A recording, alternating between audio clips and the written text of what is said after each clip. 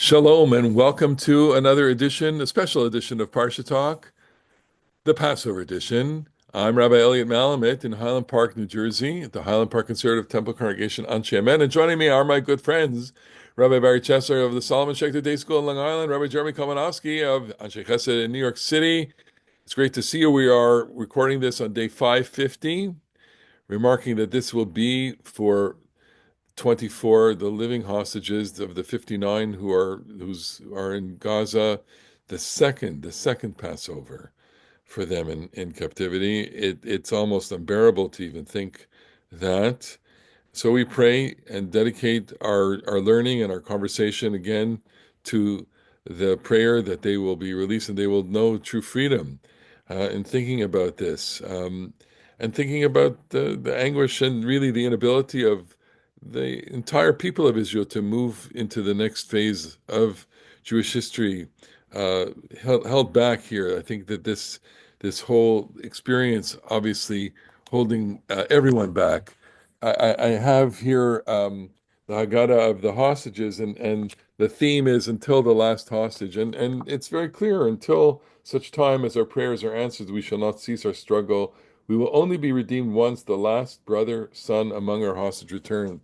And I think that that's such a, a true statement. So maybe we'll start this off with this kind of question, which is how to incorporate the historical experience that we are in now into the Seder with the sub question: is this historical experience of epoch-making quality that it is on its own, it stands, or is folded into other events of Jewish history and has a place here at the Seder? Or in what way should we commemorate this and mark this experience and mark this, um, if there's anything that jumps out at you symbolically at the Seder, what will you do, or what should people do? And I'll turn to Barry for any one of those questions first.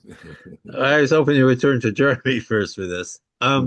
So I think that on a basic level, Passover is perhaps the most historical of the Shalosh Regalim.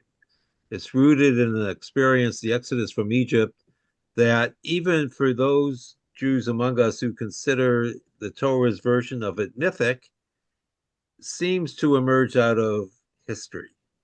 And now, what we have once again, as we've had throughout Jewish history, an actual historical event that encompasses the holiday as we struggle to find meaning in it. And I think we have to mention it. There are various places where it would be appropriate to mention. There is a famous passage, Amar Aleinu Lachalotenu, in every generation, there are those who come up against us. And this could be added on to the list. In the Haggadah that I've used, my family has used for a number of years, the night to remember. There's a list of various people who have risen up against the Jews, and unfortunately, there's always room for one more. So this too could be added to that list. Jeremy, what do you think? Oh, I don't know. It's a very hard question, really. I mean, what are we really good at? Do the Jewish people really good at weaving what is beyond history through history? And we tell kind of paradigmatic stories and we knit the real things that go on in our, regular lives into the mythic history. And on the one hand, this is like, made for this. Pesach and in the same way that the Warsaw Ghetto Passovers took on mythic importance and were associated with the Warsaw Ghetto rebellions, the thought of people being enslaved literally on the road to Egypt, Gaza being, the path that one would take to Egypt in the ancient world, um, is it just calls out for commemoration. And I think that we also one of the ways that Pesach serves for the Jewish people is in the midst of suffering over lots and lots of centuries. We found a little bit of Mashiach Bud Geula, even in the midst of captivity. Jews have found in this holiday a little bit of redemption. So I'm kind of my macro goal, and maybe this is not good for 2025, maybe it's going to be good for 2035 or 2075, is that the events of this year will be knit into the great big Jewish story. And I kind of don't want this year to push out, to crowd out. I don't want the events to crowd out our ability to, in fact, have a Chag because we need a Chag.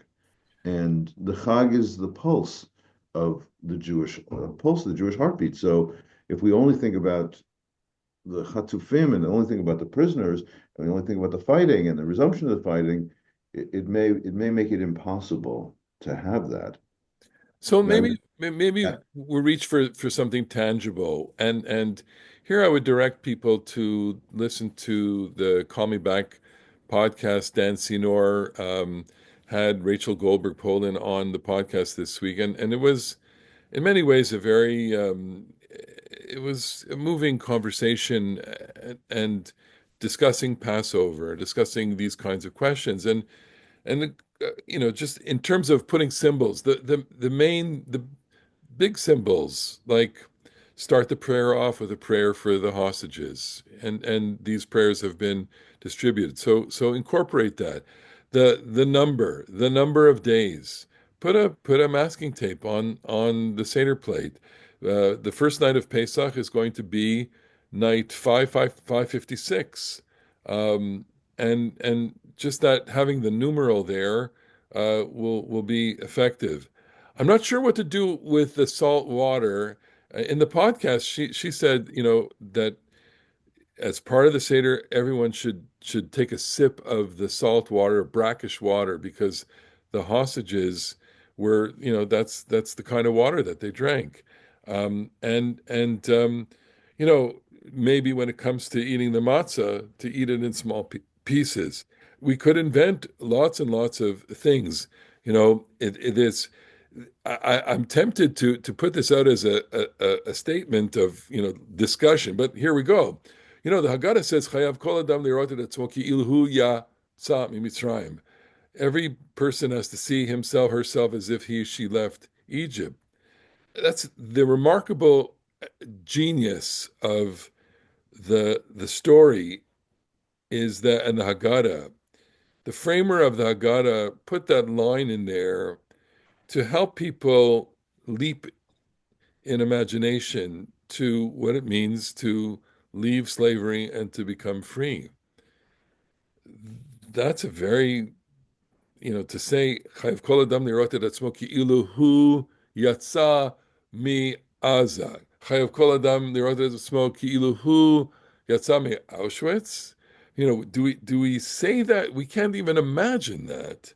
And yet So it's there. So what do you do with the that? counter text, though, is the next one, which is "Lefichach anachnu chayavim lahodot lahalel leshabeach lefaer," and the adjectives mount up, and then it says "Hotzianu me'avdut lacherut." We praise God for having brought us from slavery into freedom. Miyagon l'simcha, from sadness to joy. Me'evel le'yom tov, from mourning to holiday, and me'afela l'or gadol, and from darkness to the great light. And the situation this year forces us to concentrate on the first part of the phrase, not on the second part, because there are those who are still in darkness, who are still in sadness, who still despair, and we have to find some way to provide hope for them. And perhaps that's one of the meanings of Pesach this year, that we have to transcend our own situation in our own homes, where I imagine most of us will be comfortable with family and friends, and think deeply about those who are not with their family and friends, Yeah. who are part of us as well. How do you make the leap into Jewish peoplehood? What's, I'm thinking that we have a start for the Seder, halachma anya diachalu avatana. We hold up the matzah and we say, this is lachma anya, kol dichvin yetevi yechol, that all who are hungry come and eat, kol ditzrich yetevi yifsach, that all who are needy come and make Passover with us. In a way, that's a call to peoplehood, um, and I'm This, wondering this how holiday the is what's the that? peoplehood aspect of this holiday is just the poetry of it and the story and the traditions. They're all wonderful, but as one of you said earlier in the conversation, this is the most peoplehood is just at the center of this experience, and you gather around the Seder table, and like all of Am Yisrael is there. So it's interesting, much is made of the fact that Moses' name only appears once in the Psalm to emphasize that it was God who brought us out of Egypt. But just thinking quickly, obviously, I don't know that I appear so often in the Haggadah, which means that we see ourselves at the table not as individuals, but as part of a people, and we have to embrace that we are part of a we rather than an I. Well, that's what it starts with, you know, afilu kulanu chachamim, kulanu nevonim, kulanu zikenim, kulanu yodim et haTorah. Right? We place ourselves within the context of chachamim, wise, nevonim, geniuses, zikenim, elders, yodim et haTorah, knowing the Torah. Um, and even if we were all of that, even if we were located in all of that, in all these different facets of knowledge, we would have to tell the story. So we Right, because those things, that wisdom and sagacity, can lead us away from being part of the people, right? That is, can cultivate an elite. And Pesach is a more democratic holiday in that we are all on the same level because we are all in need of liberation and freedom. That's interesting. You went in that direction with those four different adjectives about wise people that it makes us think about elites. My temptation in thinking about these words was, are there four different types of intelligence here that are being referred to? Or, you know, I'll leave that question. Just what what's your vort on that? What how do you explain the Avadim Ayinu passage in general? Maybe that specifically, that passage. Have any thoughts about that? Yeah, I think that it's maybe one of the rare moments in which our sages, who really were they were in a certain sense, they were very professorial folks. Some of them got to be, judges and political leaders as well. But like the essence of rabbinic wisdom is like, learned people discussing the texts. And it's fabulous and it's amazing. It's so rich. And it can in fact be extremely heady and cut you off from your fellows, cut you off maybe from your family members. I recently read a book. It wasn't actually a great book, even though this is a great writer, Michael Sandel, the Harvard professor, it's called The Tyranny of Merit. And one of the things he points out is, in this country where like you get your child into the most prestigious college is like the most important thing that ever was, and if you get into these colleges, it's the end all and be all of your life because you walk away with a credential that says you're a graduate of Harvard or whatever it is. And he said, there's just so many ways in American life where the last thing that it's cool to be prejudiced against is people who are not intellectually gifted. Like we just say all the time, we say this is, and I say it too, such and such is dumb. Or you say about, such and such policy, talk about the moments before us, like, come on, are they dumb? And dumb is just like the one slur that people can say with a straight face without even feeling a hint or a pang of being mean. But in fact, life is not only in the books. And so this passage I just really like because even though we care so much about being learned and so much about being nivonim and so much about being zakenim and yodim et Torah, we're still obliged to tell a story that touches our existential fears and our existential joys. Wow, yeah. So, what I would add is that destiny involves destination. And when we say Avadim Hayinu, we're recognizing that where we are today is not where we have been. And we don't focus so much on where we are going because Dayenu, it's enough to know that we have moved from place A to place B in our lives, and that place B, whatever it may be in the moment, we think in some way is measurably and perhaps even immeasurably better than point A. Mhm. Let's focus now on v'chol hamarbeh l'saper b'yetziat Mitzrayim harei zeh mishubach. The more that one tells of the coming out of Egypt, the more admirable it is. And hamarbeh sounds like arba to me, uh, to be expansive, but it has a pun on arba. So I'm thinking like, are there? I would approach this and say there are four ways to expand the story, right? Um, you can really master all the details, or you could get really creative in how you play this out, or you can have different modalities of interpretation, or you are interested in a generational transmission moment here. So talk I'm about, like, I'm a basically traditional person. yeah, And I think the traditions, by doing it the traditional way, it just adds depth and making something up. I prefer depth to creativity. If you ask me, like, how are we going to be creative? I always would rather say, well, how are we going to be deep? That said, the format of the traditional Haggadah has a lot of pluses in it.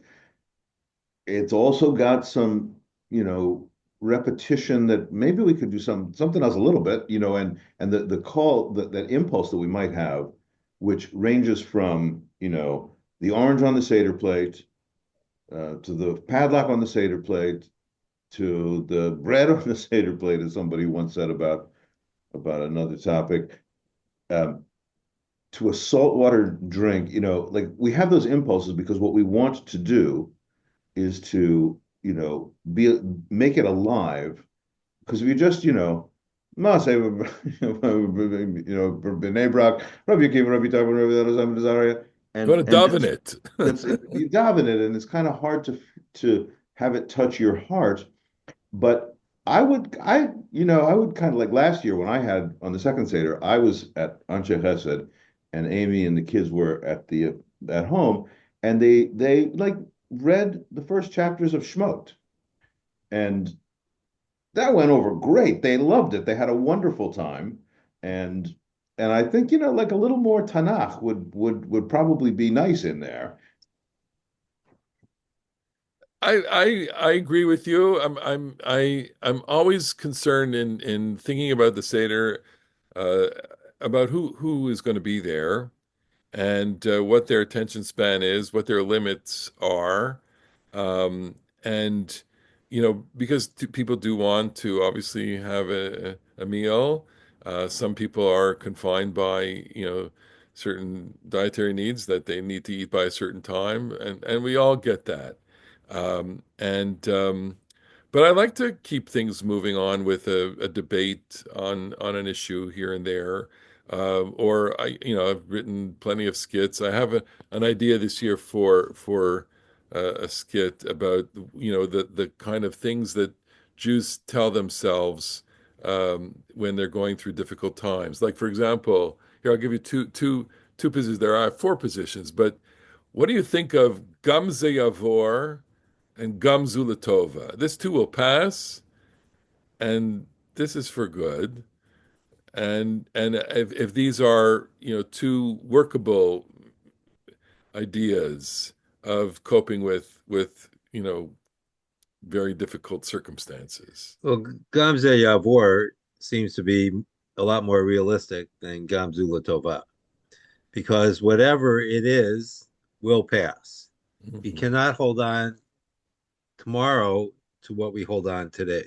Yeah. And I was thinking when we were talking a little bit ago that one of the reasons why we have to Marbella Saper B'Yetziat Mitzrayim is because our access is the story. And this, you were asking about what we think about at the Seder, those who are there. As I get older, think more and more of those who are not here, the people that were at my Seder in the past. And in fact, the whole idea of a Seder is to recall something that is beyond our own historical memory. We can't really remember 3,000 years ago. Our access points are much narrower than that. But the Seder is an opportunity to try to transcend that and to connect with a past that isn't quite ours in order to make our present more meaningful. Mm. But it And reminds us, that's, yeah, that's go really ahead. excellent. It reminds us that what you need, like the faculty that you need to be able to do that is imagination. Like you don't know any number of details, but you have to, how do you get to them? Through imagination. And I feel like imagination is an underappreciated um, religious So, requirement. what I would add to what you said previously, Jeremy, is that maybe imagination is the deeper form of creativity. Hmm. Let me switch gears and ask you what to think about this passage. Sorry, I'm not going to put that on the screen. I'll do it on private. Uh, the when the rabbis are talking in Bnei Brak and their students come and say Rabotenu Igi Man Kriyat Shema Shel Shacharit, um, they say it's time for Shacharit. What are they really saying to them? What's their issue there? So, I think it's in the Tosefta that there's a discussion about whether we would remember the Exodus in the world to come. And this is kind of the flip side of that, right? We're not at the world to come, so we have to daven Shachri because that's our job right now. So But I think, go on. I was going to say it's you're giving a kind of like halachic, we need to observe the halacha now. Yeah, it's morning, and now story time is over. Right. I go deeper there, which is But I think that what we sometimes miss is that there's something quite powerful about being so wrapped up in a story all night that you don't recognize that the day has come. And you need someone from the outside to remind you that in your reverie, whatever you want to call it, you've had enough and now it's back to daily living. well, I want to go there for a second because I was thinking about this that the rabbis do have they experience this state of flow, which is we could go all night and we could go further than that. And the students are coming to shake them a little bit and to kind of bring them back to reality. And I want to be in that moment of tension between, the joy of imagination, assuming that they are actually telling the story and they're becoming philosophical and they're interpreting and they're reciting all sorts of agada about the Exodus. There is revelry there, and what's wrong with that? There's nothing wrong with it. The question you have to ask yourself, though, is if you could be at B'nai Brak that night, would you want to be with the rabbis or with the students? Yeah. Well, who would you want to be with? I think that we have to be with both, that there's a time to be a Rav and a time to be a Talmid. Can I tell you And something? I, I, I'd rather be with my family, though. well, so that raises a question, where were the rabbis' family while they were up all night in B'nai Brak? Yeah, and maybe that's the tension here. Or at least that's a tension that we would draw out of it, which is that here they're having this very intense bonding experience as men, as rabbis. Their families are gone, and there is this master-student relationship going on here, where the students are disrupting the conversation of the masters, and as you ask those questions, Barry, I'm thinking like the only place I want to be really, I want to be doing the transmission generationally.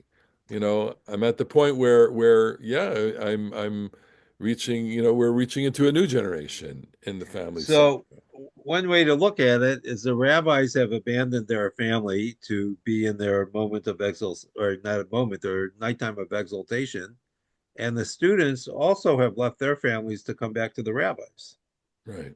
Yeah, I mean, I think that the poetic power of Rabotenu, the dawn is breaking, is really just a lovely element in that story. So I don't. What we're saying now is clearly evidence that this, for the whoever told that story, Pesach was not what it is today, which is everybody gets together and have a family feast. At least for the individuals who told that story, this was an image of these guys in their scholarly, ivory tent, as it were.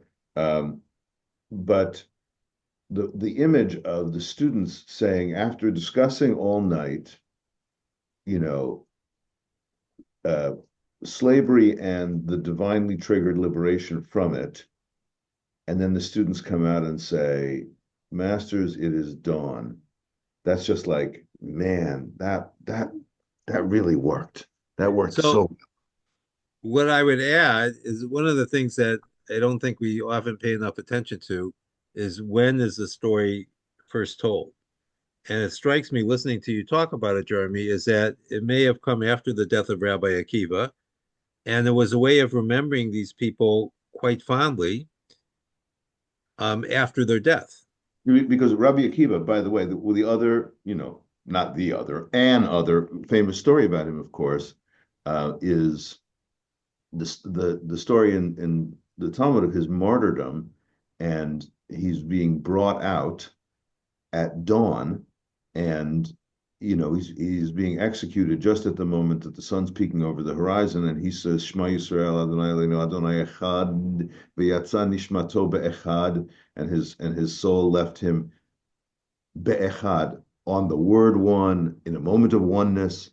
So you have a little bit of a poetic, harmony between that story and this story. That Right. even And this story is much more serene, right? This is how you want to imagine Rabbi Akiva at dawn, saying the Shema in peace rather than being yeah, martyr, tortured to death. yeah. Yeah.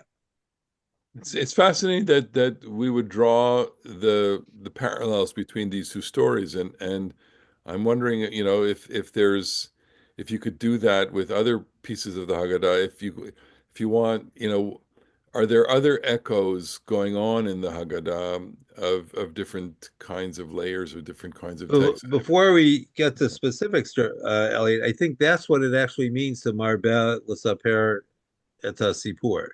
This is how you talk greatly about the story, by finding these echoes and not simply reading the Haggadah as is the custom in some Like to places. daven the Haggadah, right? Yeah, Well, I'm it's wondering if as you're talking about it, as we raise this, idea in here, this is a new idea for me. So maybe it's not a new idea, but I'm thinking about it now at this moment differently. So what are some echoes here in the Haggadah? Does anything come to mind as you think about this? This theme that the text has within it. It's a redacted text. It's a received text. It's highly edited, and there's so much that was left out and so much that we're adding to it. And we talked about the hostages, and so there's an echo of shi'abud, of enslavement and real suffering and redemption here. um, I thought, we sometimes think about the Holocaust. Is there an arc of movement from Elie Wiesel to Elie Sharabi? Both who are in very much terms symbolic survivors here.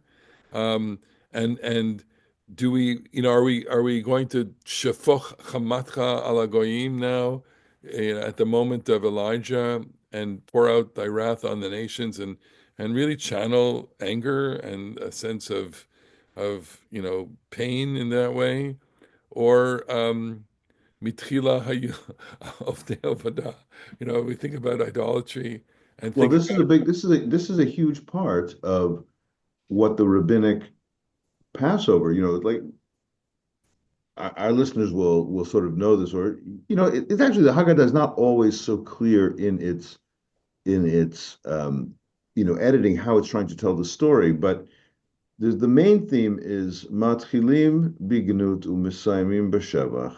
You start off in telling the story of degradation, and you end up telling the story in exaltation.